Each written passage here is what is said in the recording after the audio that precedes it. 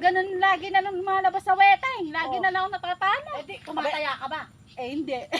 Paano ka mananalo? Di ka naman pala tumataya. Eh ngayon lang ako dito, mait. Natalo na naman ako. Eh balita ko si Jocelyn ay tumamada sa weteng. Bumalato ka ba? Ayaw ipaalam. Madamot yun.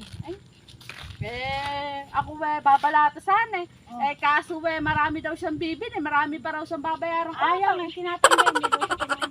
Puntahan kaya natin ngayon. Sige, tara. Oh, nanay! Oh! Bakit? Kita ka dyan Yan. Tumamada sa weteng yung manugang mo. Oh. Eh, Alam mo ba? Hindi pa.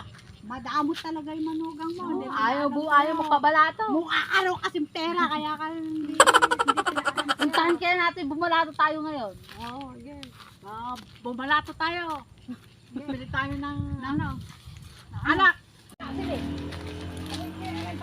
Ay, saan tumama ka pala sa weteng? Hindi mo sinasabi. Talaga ikaw. Maramot ka. Hindi ako tumatawa. Ayaw mo. Hindi pa ako tumatawa. Hindi mo na yan. Tumitira ka mag-isa ng kobra. Wala nga ako pambili ng mga gamit ng anak ko eh. Paano kung tumama ako, eh, nakabili na sana ako ng gamit ng mga anak Huwag ka nga. Ayaw mo kaming pabalutuin sa napanalunan mo. Inom ka na, inom na. Hayaan mo naman kami. Hindi puro Sino ikaw. ba nagsabi sa inyo tumama ako? Ay, kobra daw. Hindi na ako tumataya ng wedding. Paano ako tumama? Huwag kang ganyan.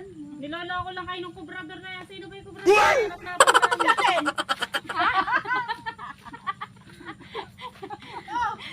Erika, ikaw nga may utang ka pa sa akin. Hindi kita sinisingil Eh, eh. paano nanalo ka naman sa wetang? Balato ka naman. Si kobra daw. Siya rin nagpamalita. Magkano ba ibabalato ko?